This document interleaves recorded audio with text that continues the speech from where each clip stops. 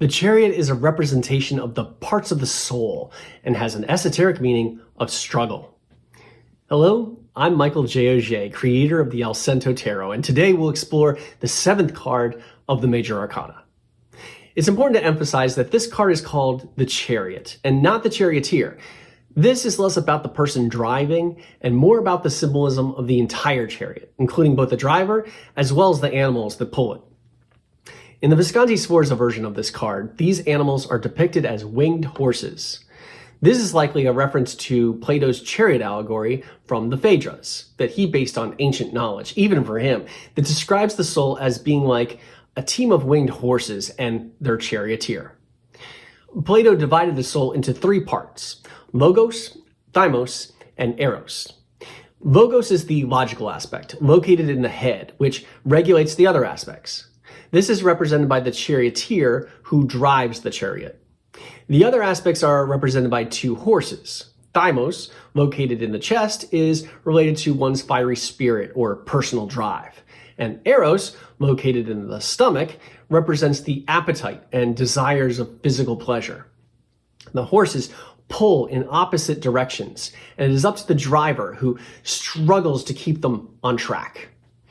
The soul was originally nurtured by 7 virtues, but because the horses fight against each other, they lose their wings. And it's only through the practice of the virtues, through many lifetimes, that the horses are able to regrow their wings so that they may ascend once more to connect with the divine. This card celebrates triumph over challenges and mind over matter, but it's a struggle. Early woodblock Marseille-style versions of this card also emphasize the idea of struggle. The horses pull in different directions, and the charioteer is not even holding the reins. During the time that the tarot was first being created, triumphal parades were extremely popular, and in these parades, a groom would be walking beside the horses, controlling them instead of the charioteer.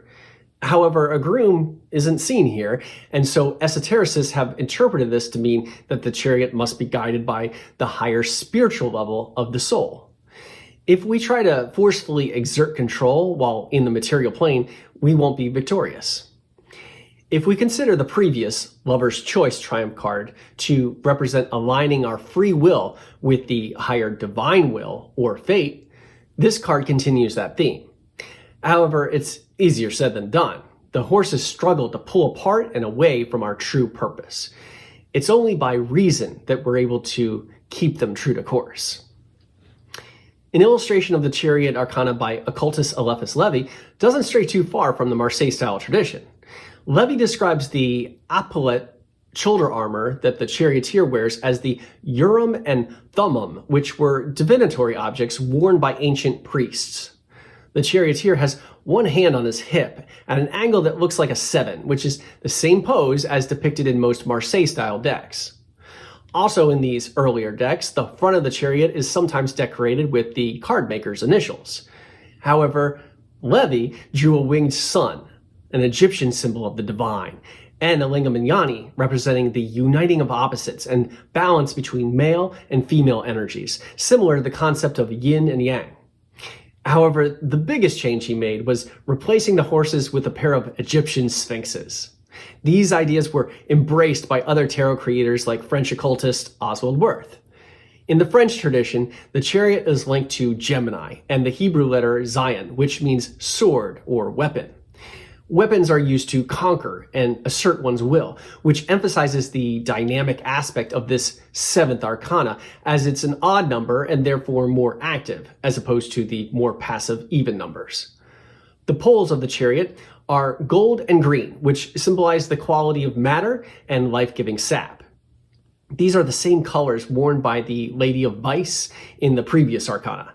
They represent the attractions to which the charioteer must not submit as he stands in the center of these poles.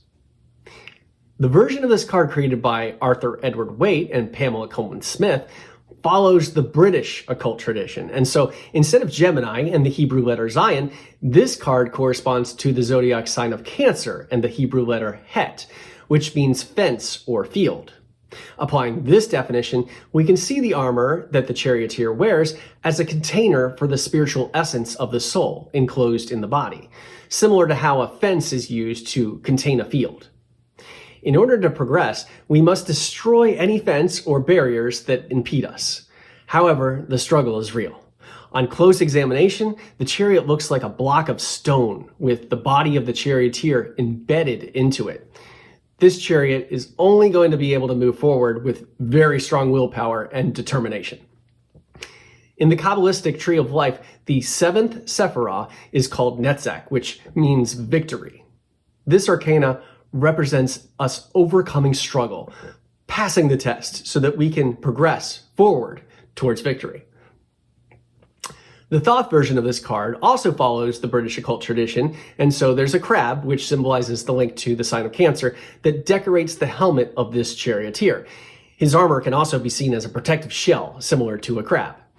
There are 10 sapphires embedded into this armor, which allude to the 10 Sephirah on the Tree of Life. The sapphire can also be seen as a link to Bina, which gives birth to form, and this implies the active and magical role the charioteer has in manifesting goals.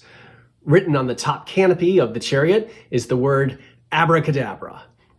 The chariot is drawn by 4 cherubic beasts with the faces of a bull, eagle, man or angel, and lion. They represent the fixed signs of each element and together correspond to the court cards and therefore all of humanity. This implies that the charioteer has control over the direction of the material world, which makes this a very powerful arcana. He sits in a meditation pose, and in his lap he holds the Holy Grail, with the opening of the chalice facing towards the viewer so that we can see inside. Crowley described the Grail as containing both male and female fluids and representing sexual alchemy, as well as symbolizing humankind's infinite nature, which is beyond birth and death.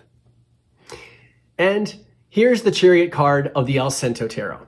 This version of the Arcana reverts back to the original winged horses as the chariot pullers. Instead of a lingam and yani seen decorating the chariot, as you see in the Oswald Wirth and Rider-Waite-Smith depictions, this chariot is decorated with a sacred blade being lowered into an awaiting chalice, representing the divine marriage. Although different symbolism, the meaning is the same. Agape love and the equilibrium of opposite energies is the driving force, which leads to enlightenment. A winged sun is depicted on the top canopy that also contains 7 stars that symbolize the 7 virtues. On both the breastplate of the charioteer and the side of his chariot is the sign of the septenary, a 3-sided triangle struggling to break free from a 4-sided square. In his right hand, he holds a scepter lit with divine fire, and he uses this torch to light the way towards new possibilities. In the background, a river representing subconscious influence can be seen between the chariot and a city. To the left, there's a tower in flames representing the darker aspects of victory, and to the right is the skyline of the Villa of Orban, or the Villa of the Serpent, representing the spiritual wisdom of transformation. The journey of life is a constant struggle, and the different parts of the soul are not always easy to direct in unison. However, by leading a life of virtue and with focus and self-control, we can direct our willpower to overcome obstacles and achieve victory. Onwards and upwards, my friends. And if you'd like to find out more about me and the Allcento Tarot, please visit my website, offbeatartwork.com. Also, please like, subscribe, and leave a comment to share your support. And until next time, brightest blessings on your spiritual journey.